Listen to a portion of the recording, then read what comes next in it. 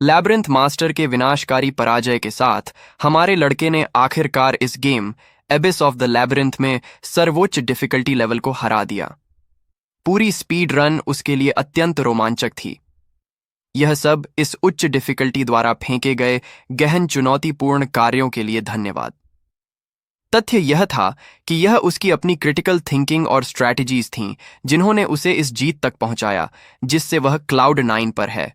वह इतना घमंडी हो रहा है कि वह पहले से ही यूट्यूब पर स्ट्रैटेजी वीडियोस अपलोड करके अपना पूरा करियर बनाने की योजना बना रहा है। पिछले लेवल के क्लियर्ड होने के साथ एक और डिफिकल्टी लेवल अनलॉक होता है, लेकिन इस बार गेम कुछ बिल्कुल अभूतपूर्व संकेत दे रहा है। उसे अंतिम डिफिकल्टी लेवल अर्थात डेवलपर डिफिकल्टी में कूदने का मौका दिया गया है। प्रवेश करने से पहले उसे एक नई स्पेशल एबिलिटी चुनने का विकल्प भी दिया गया है जो उसने इस गेम में पहले कभी नहीं देखी थी। मेज क्लास प्रेमी होने के नाते वह अपने इन गेम कैरेक्टर के लिए मेज क्लास चुनना भी सुनिश्चित करता है, ठीक पहले की तरह। एकमात्र अंतर यह है कि इस बार वह अपने सभी स्टैट पॉइंट्स को एक ही एट्रीब्यूट उसकी इंटेलिजेंस में डंप कर देता है। जैसे ही वह कंफर्म करता है, एक चकाचौंध करने वाला प्रकाश अपार्टमेंट बिल्डिंग को घेरने लगता है। और अगली बात जो वह जानता है, हमारा लड़का किसी रैंडम एस एनपीसी द्वारा जिरह किया जा रहा है। बेचारा दोस्त तो कोक सूंघना भी याद नहीं करता, तो वह ये विकृत हेलुसिनेशंस कैसे देख रहा है। एनपीसी उसे इतनी जोर से जमीन पर पटक देता है कि उसे दर्द होता है। दर्द से उसे एहसास होता है कि वह पागल नहीं है या ट्रिपिंग नहीं है। यह आथोलाई जितना वास्तविक हो सकता है। उसकी गर्दन उसी तरह जंजीरबद्ध है जैसे उस पोर्टल के सामने खड़े अन्य स्लेव्स की। मंच पर बूढ़ा व्यक्ति सभी संदर्भ संबंधी विवरणों को बकबक करना शुरू कर देता है। हर स्लेव को एक मैजिक वॉन्ड दिया गया है और उम्मीद है कि वे पोर्टल के माध्यम से लैब्रिंथ में प्रवेश करेंगे। इन बेचारे लोगों के इस मुसीबत में फंसने का एकमात्र कारण उनके द्वारा किए गए अपराध हैं, और यह लैब्रिंथ मूल रूप से रिडेम्पशन का एक दैवीय अवसर है। जो कोई भी जीवित बाहर निकलता है, वह मेज में कमाए गए पैसे का उपयोग अपनी फ्रीड ओम खरीदने के लिए कर सकता है। इसके अलावा उन्हें उसके मैजिक एकेडमी में दाखिला लेने का मौका भी मिलेगा। बेशक यह सब हमारे लड़के के लिए बहुत बहुत परिचित लगता है, इतना परिचित कि थोड़ा भी सहज महसूस नहीं होता। उसे बहुत सोचने की जरूरत नहीं है कि वह बिना किसी रास्ते के गेम के अंदर फंस गया है। लैब्रिंथ में माइग्रेटिंग की प्रक्रिया 4 के समूह में शुरू होती है। जैसे ही वे एक हॉरर इंड्यूसिंग एनक्लोज्ड पाथवे से चल रहे हैं, हर कोई शुद्ध भय से कांप रहा है। सबसे ज्यादा हमारा लड़का अभी भी यह पता लगाने की कोशिश कर रहा है कि वह आखिर इस घटिया स्थिति में कैसे फंस गया। अब जो शरीर उसके पास है, वह बिल्कुल वही कैरेक्टर है जो उसने खुद बनाया था, केलब। सबसे डरावना हिस्सा यह है कि यह नो मैन्स लैंड है जिस पर वे वर्तमान में खड़े हैं। यह एक ऐसी जगह है जहां हर तरह के डरावने मॉन्स्टर्स रेंगते हैं जो खून के प्यासे हैं। बड़े हो या छोटे, हर आखिरी चीज इंसान के मांस का एक टुकड़ा चाहती है। अगर वह जल्दी कुछ नहीं समझता तो वह मरने ही वाला है। सबसे पहले वह अपने टीममेट्स की संभावना को आंकने की कोशिश करता है। हालांकि ईमानदारी से वे बहुत आशाजनक नहीं लगते। एक डरा हुआ मोटा आर है।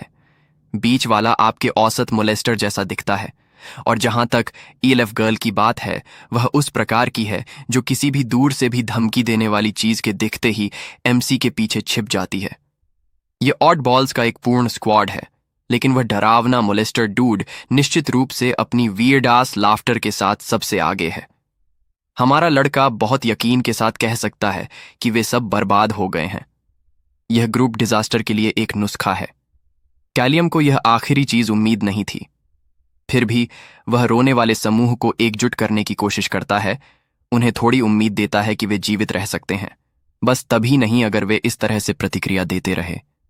लेकिन मोटा आदमी, वह इतना डर गया है कि वह विपरीत दिशा में भाग जाता है, जैसे कोई नो बच्चा जो कभी नहीं सुनता।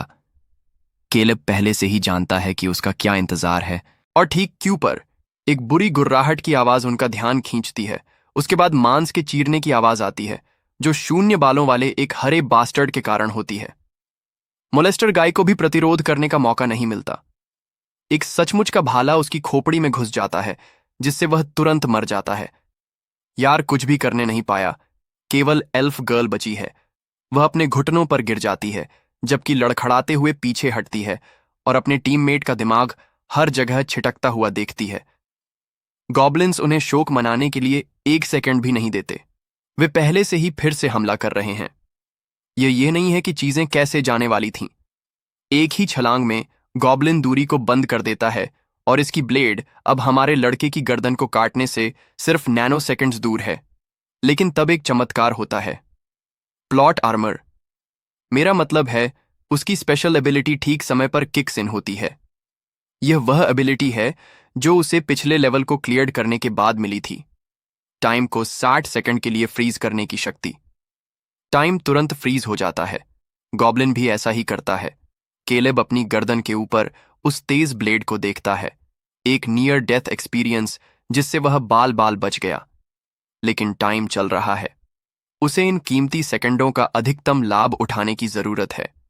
हालांकि एक पकड़ है, जब भी वह टाइम फ्रोजन होने पर हिलता है, वह एक एक्शन पॉइंट खो देता है। 3 मूव्स और टाइम फिर से शुरू हो जाएगा। ब्लेड को ब्लॉक करने का प्रयास करने के लिए अपनी वॉन्ड उठाने से ही वह पहले ही एक पॉइंट खो चुका है।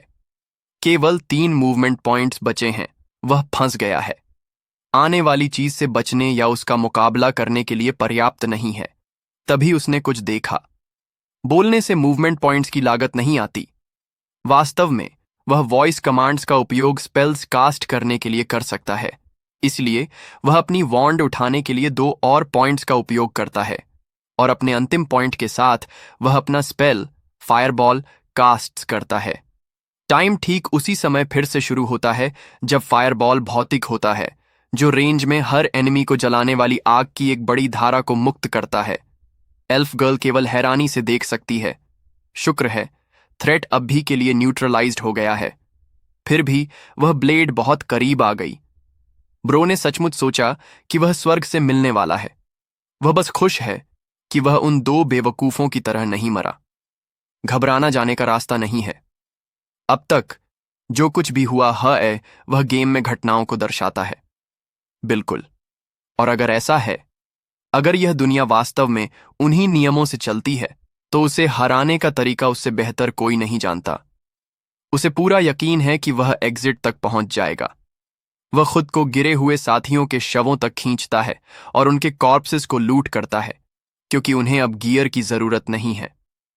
फिर वह उस डरपोक लड़की की ओर मुड़ता है जो और भी ज्यादा घबराना शुरू कर देती है। वह जानना चाहता है कि उसकी वॉन्ड किस तरह का स्पेल कास्ट करती है। वह चिंतित होकर हाथ पैर मारती है, इससे पहले कि हकलाते हुए कहती है कि यह लाइटनिंग शॉक है।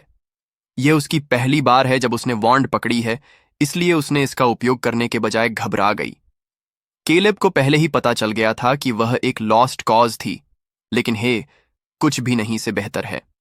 वह उसे एक छोटा सा लेक्चर देता है कि जब ए तुबाइकोना पंखे से टकराता है तो वॉन्ड का उपयोग कैसे करें। 1 सेकंड की हिचकिचाहट भी उन दोनों को मार सकती है। वैसे भी वह तय करता है कि अब मूविंग जारी रखने और एग्जिट खोजने का समय आ गया है। वह नहीं जानता कि वहां ऊपर से कौन तार खींच रहा है, गॉड्स या डेवलपर्स, और स्पष्ट रूप से वह परवाह नहीं करता। वह अपने गेम नॉलेज को फ्लेक्स करने जा रहा है ताकि वह किसी भी हाल में इससे ब्रेव थ्रू कर सके। कई साल पहले लैब्रिंथ में पहले कभी नहीं हुआ जैसा बदलाव आया।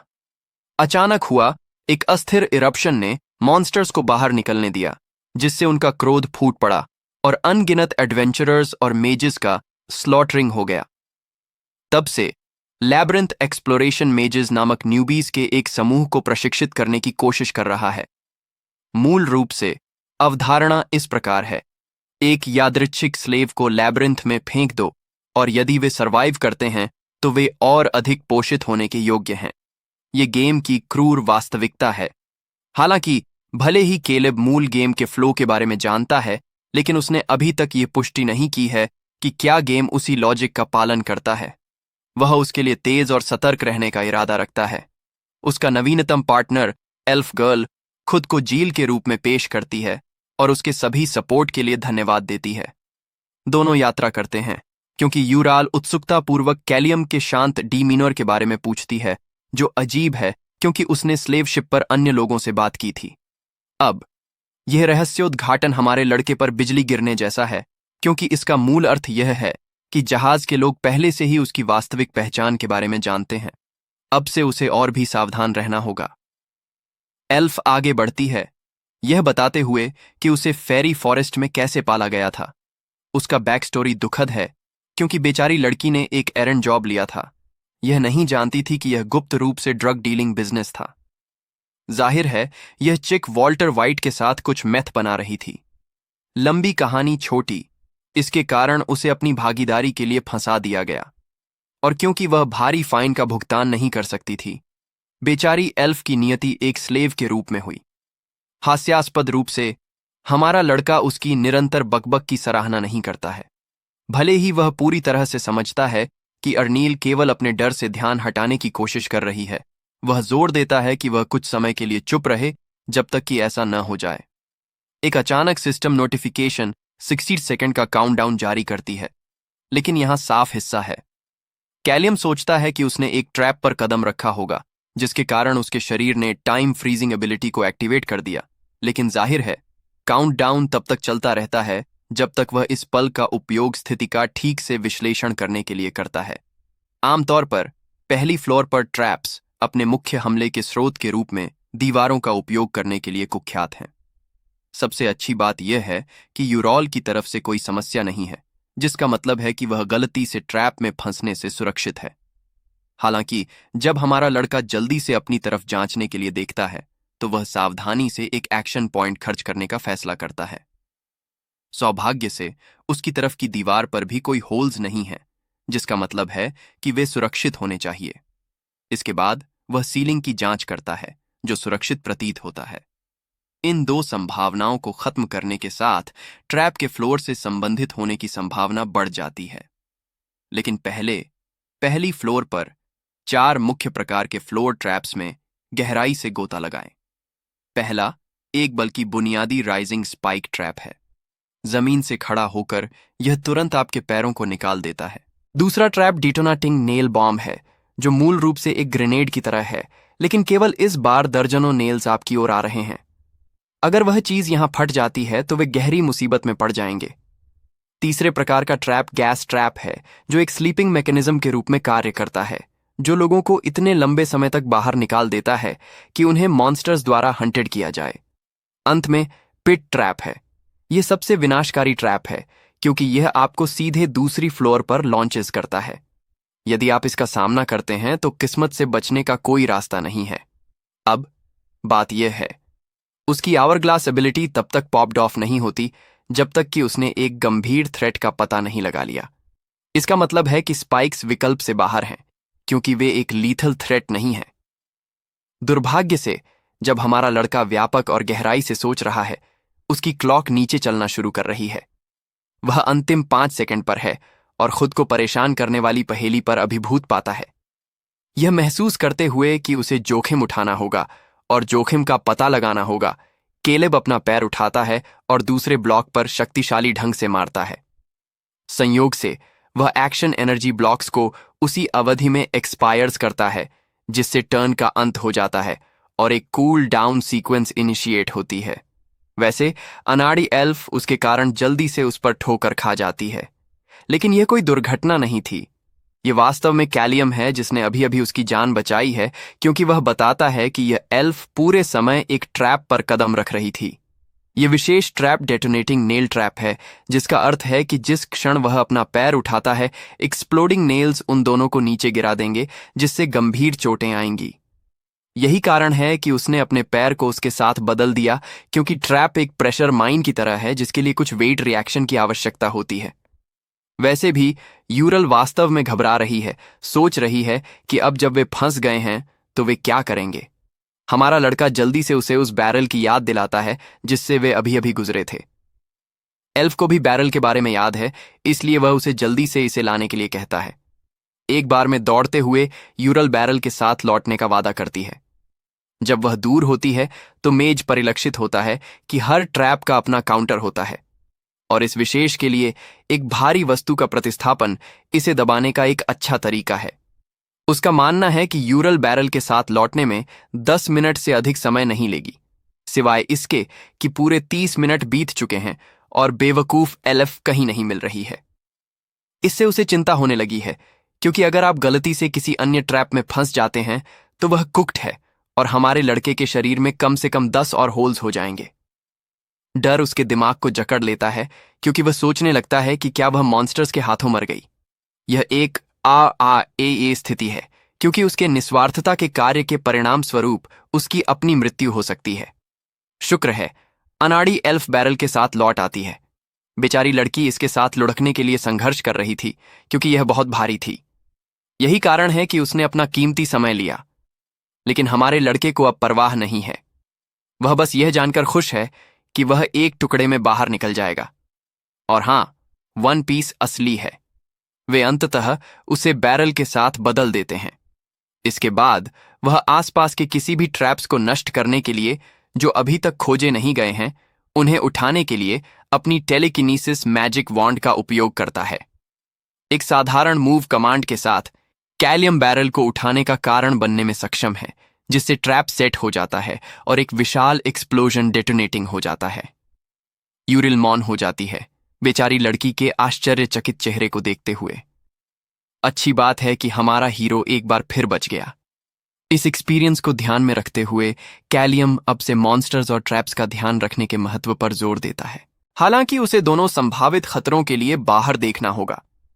राहत की बात यह है कि उसकी आवरग्लास मैजिक एबिलिटी उसे अपने बेस स्टैट्स में 10 पॉइंट्स वितरित करने की अनुमति देती है। यदि वह उन पॉइंट्स का अपने लाभ के लिए उपयोग करने पर ध्यान केंद्रित कर सकता है, तो वह हमेशा अपनी एबिलिटी के कारण एक कदम आगे रह सकता है। अभी के लिए कैलियम जोर देता है कि वह अपने इंटेलिजेंस स्टैट पर समझदारी से अपने पॉइंट्स खर्च करता है, यह विश्वास करते हुए कि यह उसे फ्लोर 1 को क्लियर करने में मदद करेगा। लेकिन फिर उसकी एबिलिटी का ड्रॉबैक भी है। वह अपने टर्न की शुरुआत कास्टिंग पर पूर्ण नियंत्रण नहीं रखता, क्योंकि यह उसके जीवन को खतरे का सामना करने के तुरंत बाद होता है। फिर एक्शन पॉइंट्स की समस्या है, जो प्रत्येक स्पेल कास्टिंग के साथ कम हो जाती है। जब वह अपने विचारों में व्यस्त है, तो अचानक एक गॉब्लिन ड्यूओ हमारे लड़के के लिए एक मुफ्त टेस्ट सब्जेक्ट के रूप में पॉप्स अप। वह खुश है कि ये बदसूरत चेहरे वाले मिजेट्स यहां हैं, क्योंकि सिस्टम तुरंत उसकी आवरग्लास मैकेनिक्स में किक्स इनटू होता है। सबसे पहले हमारा लड़का अपने फायरबॉल स्पेल का उपयोग करता है, एक एक्शन पॉइंट खर्च करता है। अब जब उसने स्पेल का उपयोग कर लिया है, तो उस पर 5 सेकंड का कूल डाउन लगा दिया जाता है, इससे पहले कि वह उसी को रिकास्ट कर सके। कूल डाउन समाप्त होने के बाद मेज एक दूसरी फायरबॉल को रैंप्स अप करता है, फिर भी एक और पॉइंट खर्च करता है। वह समझता है कि प्रत्येक एक्शन पॉइंट एक स्पेल कास्ट से कम हो जाता है, और इसके साथ उसका टर्न समाप्त हो जाता है। धधकती हुई विनाशकारी फायरबॉल्स जल्दी से अपना रास्ता बना लेती हैं और दोनों गॉब्लिन्स को ध्वस्त कर देती हैं। उनके शरीरों के संपर्क में आने पर डेटोनेटिंग हो जाती हैं और उन्हें दयनीय स्थिति में जलने के लिए छोड़ देती हैं। दोनों को समाप्त करने के साथ कैलियम यह सिद्ध करता है कि वह एक टर्न में 4 फायरबॉल स्ट्राइक्स कास्टिंग करके अपनी अधिकतम डैमेज पोटेंशियल तक पहुंच सकता है। वैसे एल्फ यहां उसकी शक्तियों से मोहित हो रही है। आप देखिए, वह बताती है कि न केवल उसकी कास्टिंग स्पीड बहुत तेज है, बल्कि वह बिना किसी इनकैंटेशंस के जादू का उपयोग करने का भी आदेश देता है। जबकि वह अविश्वसनीय है, बेचारी एलएफ जादू के उपयोग के मामले में दयनीय होने के लिए खुद से घृणा करती है। वह अपने स्वयं के मूल्य को कम करके आंकती है, असहाय होने के लिए माफी मांगती है। खैर, ऐसा नहीं है कि वह गलत है। यहां तक कि हमारा लड़का भी सोचता है कि वॉरियर या मेज होने के मामले में लड़की हाई की डॉग वाटर है। हालांकि क्योंकि यूरल एक एल्फ है, उसकी एथलेटिसिज्म में कुछ विशेषता होनी चाहिए। इसलिए इसका परीक्षण करने के लिए मेज उसकी अधिकतम जंप हाइट के बारे में पूछता है। अपने उत्तर के बारे में सोचते हुए वह जवाब देती है कि वह जंगल में 4 मीटर तक कर सकती थी। यह सही है दोस्तों। यह चिक आधिकारिक तौर पर WNBA के लिए योग्य है। वह अगली माइकल जॉर्डन बनने वाली है। जबकि कैलियम यह सुनकर काफी चकित है कि वह अविश्वसनीय रूप से ऊंची छलांग लगा सकती है। और पूरी तरह से समझती है कि उसकी एजिलिटी स्टैट्स के मामले में चार्ट से बाहर होनी चाहिए। स्वाभाविक रूप से वह उसे एक बो सौंपकर उसकी ताकत का परीक्षण करता है जो उसने एक मृत गॉब्लिन के शरीर से उठाया था। वेपन अजीब लगता है, लेकिन आश्चर्यजनक रूप से यूरल को वास्तव में आर्चरी का अनुभव है। उसे फेरी फॉरेस्ट में शूटिंग करना बहुत पसंद था। यह एक अच्छी बात है क्योंकि इस तरह वह हमेशा पीछे से उसकी रक्षा करके उसकी मदद कर सकती है। एल्फ वास्तव में खुश है कि उसे आखिरकार खेलने के लिए अपनी भूमिका मिल गई है और वह बिना किसी आपत्ति के इसे स्वीकार कर लेती है। खैर, केलेब दूसरी ओर इतना भाग्यशाली नहीं है। अंत में वह केवल अपने नाम पर कई वॉन्ड्स एकत्र कर पाया। ब्रो स्टार वॉर्स के जनरल ग्रीवस जैसा संग्रह खत्म करने वाला है। माहौल तनावपूर्ण हो जाता है क्योंकि यूरॉल को पीछे से किसी की उपस्थिति का आभास होता है। चौंक कर मेज जल्दी से पीछे मुड़ता है, लेकिन वहां कोई नहीं है। इतना अंधेरा है कि दूर से भी कुछ दिखाई नहीं देता। यह उसे आश्चर्य में डाल देता है कि क्या एल्फ कोई मजाक कर रही है, जब तक कि यूरील यह नहीं समझाती कि उसने दूरी में एक आवाज सुनी। यह उसके दिमाग में एक विचार को जन्म देता है। याद रखें, वह एक एल्फ है, जिसका अर्थ है कि उसकी शारीरिक क्षमताएं बढ़ी हुई हैं। अपने सिद्धांत का परीक्षण करने के लिए केलेब उसे अपनी आंखें बंद करने का निर्देश देता है। लड़की खो गई है और नहीं जानती कि वह अब क्या कर रहा है। वह उसके निर्देशों का पालन करने का फैसला करती है। जब उसकी आंखें बंद हो जाती हैं तो केलेब दूरी में पत्थरों का एक गुच्छा फेंकता है और उनकी संख्या और सटीक स्थान के बारे में पूछता है। चौंकाने वाली बात यह है कि यूरल कदमों की संख्या के साथ सटीक स्थान की पहचान करने में सक्षम है, जिसका अर्थ है कि ध्वनि के प्रति उसका एफिनिटी एक अलग स्तर पर है। इससे पुष्टि होती है कि उसके पास साउंड मैपिंग नामक अद्वितीय कौशल है। इसके बाद हमारा लड़का उससे उन लोगों की संख्या के बारे में पूछता है जो उनका पीछा कर रहे हैं। इस पर एल्फ बताती है कि 4 उनकी ओर बढ़ रहे हैं। यह बुरा है, सच में बुरा। वे संख्या में कम हैं और केलेब इसे जानता है। यदि वे इस तरह के किसी अन्य पार्टी का सामना करते हैं तो उन्हें बनाए रखना मुश्किल होगा। इसलिए वह सुरक्षित मार्ग चुनता है और यील को भागने के लिए कहता है ताकि वे छिप सकें। दोनों एक पडल के बीच रखे रास्ते को पार कर रहे हैं। उनकी योजना कोने के आसपास छिपने की है जब तक कि पार्टी उसी स्थान पर नहीं पहुंच जाती। थोड़ी देर बाद दोनों अच्छी तरह से तैनात हैं, किसी भी रास्ते पर आने वाले व्यक्ति का सामना करने के लिए तैयार हैं। फुटस्टेप्स करीब और करीब आते जा रहे हैं क्योंकि केलेब और यूरिल खुद को एक चुटकी में पाते हैं। अचानक हमारा लड़का स्क्वाड के आगे खुद को प्रकट करता है, मांग करता है कि वे तुरंत रुक जाएं। फिर वह उनका सामना करता है, पूछता है कि ये लोग उनका पीछा क्यों कर रहे हैं। पार्टी का लीडर एक बॉल्ड हेड है जो स्पष्ट रूप से कहता है कि उन्हें मेज की परवाह नहीं है। इसके बजाय इस मनोरोगी जोकर की नजर उसके साथ यात्रा करने वाली एल्फ गर्ल पर है। विरोधी पार्टी के सदस्य केवल सुंदर एल्फ को हाथ में लेने की परवाह करते हैं, इतना कि वे हमारे लड़के को धमकी दे रहे हैं कि अगर वह जीने का मौका चाहता है तो उसे छोड़ देना चाहिए। जवाब में यिल और कैलियम दोनों तीखेपन से अपने एनिमीज को निशाना बना रहे हैं। बदसूरत आंखों वाला स्लाइम बॉल अपने अविश्वसनीय शील्ड में आश्वस्त है, जो बिना किसी समस्या के निम्न स्तर के जादू की ताकत को झेलने में सक्षम है। इसके अलावा यह विशिष्ट बो एंड एरो के खिलाफ एक बहुत अच्छा डिफेंसिव वेपन भी है, आप जानते हैं, जिसका उपयोग यूरॉल अभी कर रही है। आदमी हमारे लड़के को सलाह देता है कि वह अपनी चांटिंग से भी परेशान न हो, क्योंकि वे उसे अपनी पहली चांट समाप्त करने से पहले ही मार देंगे। चीजों की लुक से ये लोग उन्हें नीचे ले जाने की अपनी क्षमता में बहुत आश्वस्त हैं। संख्याएं उनके पक्ष में हैं, इसलिए बॉल्ड हेड लीडर एल्फ को शामिल करके एक बड़ी पार्टी बनाने का सुझाव देता है। हालांकि इन घृणित पुरुषों के पास यूरिल के लिए पार्टी में शामिल होने के बाद अपनी योजनाएं हैं। वास्तव में स्कमबैग पार्टी लीडर इसके बारे में सोचकर लार टपका रहा है। आइए हमारे नायकों की ओर मुड़े। बेचारी एल्फ समर्थन के लिए कांप रही है, सोच रही है कि केलेब ने क्या सोच रखा है। इस बीच हमारा लड़का वर्तमान में स्थिति को दर्शा रहा है कि वह कभी भी यूरल को बलिदान करने के विचार का पालन नहीं करेगा। सिर्फ एक नजर से वह यह अनुमान लगाने में सक्षम है कि वे किस तरह के लोग हैं। उन्हें पार्टी में शामिल करना भी बहुत जोखिम भरा है, इसलिए हमारा लड़का आखिरकार अपनी चुप्पी तोड़ता है, धमकी देता है कि अगर वे तुरंत आ नहीं छोड़ते तो उन्हें मार डालेंगे। उसे अंत में रुख अपनाते हुए सुनना एल्फ को कुछ आश्वासन देता है कि हमारे लड़के ने कुछ योजना बनाई है। हालांकि दुश्मन लीडर उसकी खाली धमकी को किसी ऐसी चीज के रूप में नहीं देखता है जिससे डरा जाए। कैलियम इस बात पर जोर देता है कि वह जो कहा उस पर अडिग है। यह सुनकर विपक्षी पार्टी लीडर को एहसास होता है कि केवल एक ही विकल्प बचा है। फिर वह अपने आदमियों को तुरंत मेज को मारने का आदेश देता है। तभी आवर-ग्लास सिस्टम गति में आ जाता है, जो 60 सेकंड के निर्णायक कारक को शुरू करता है, जिसमें हमारा लड़का जीतने वाला कदम उठाएगा। काउंटडाउन शुरू होने के साथ मेज वर्तमान स्थिति के बारे में तेजी से सोचता है। वह समझता है कि शायद उसके प्रतिद्वंद्वियों ने 2 वॉन्ड्स के उपयोग को कम करके आंका है। उसे सबसे अच्छा एक डिफेंसिव मेज माना। हालांकि यह धारणा उनके लिए अपना अहितकारी होगी, क्योंकि कैलियम इसका लाभ उठाने और इन आयोनये को बाहर निकालने वाला है। सबसे पहले वह पार्टी के पैरों के ठीक नीचे पडल को लक्षित करता है। लाइटनिंग शॉक नामक लाइटनिंग प्रकार के स्पेल के स्पर्श के साथ कैलियम कम से कम एक को शक्तिशाली स्टन के साथ इलेक्ट्रोक्यूट करने में सक्षम होना चाहिए।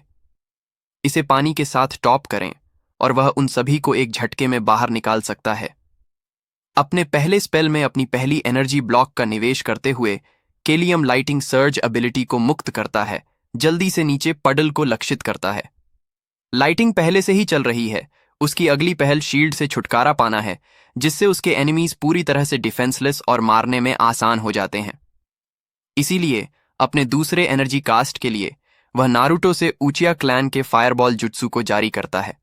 टर्न अभी समाप्त नहीं हुआ है। 2 स्पेल कास्टिंग्स के साथ उसके पास अभी भी अपने बाकी मूव्स के बारे में सोचने के लिए पर्याप्त से अधिक समय है। अपने तीसरे खर्च के लिए वह बॉल्ड गाय को लक्षित करता है, दूसरे शब्दों में पार्टी का डूशबैग लीडर, और इस तरह वह अपने एनिमीज को पूरी तरह से नष्ट करने के लिए कई फायरबॉल्स के साथ साथ एक लाइटनिंग शॉक स्पेल जारी करके अपनी सभी एनर्जी ब्लॉक्स को समाप्त कर देता है। स्पेल्स ओवरड्राइव में किक इनटू होते हैं। लाइटनिंग शॉक इन चारों बास्टर्ड्स को एक अच्छे मिनट के लिए स्टन्स कर देती है। प्रारंभिक स्टन समाप्त होने के साथ पार्टी लीडर डिफेंसलेस है, क्योंकि उसने अभी अभी अपना शील्ड और वेपन्स गिरा दिया है। अब आने वाला फायरबॉल अपना रास्ता बनाता है, पडल में फटता है और एक चकाचौंध करने वाला वेपर छोड़ता है। पार्टी लीडर पूरी तरह से भ्रमित और अलग थलग है।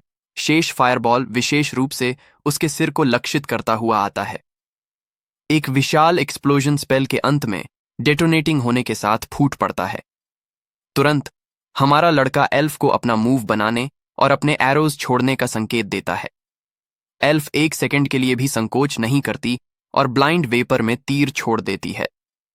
भले ही स्टीम के माध्यम से देखना मुश्किल है, वर्नेल का क्षेत्र को साउंड मैप करने का अनूठा लाभ उसे बिना किसी समस्या के निशाना लगाने में आसान बढ़त देता है। कैलियम उसे स्टीम के बीच शूटिंग जारी रखने के लिए निर्देशित करता है, जबकि वह तेजी से अपने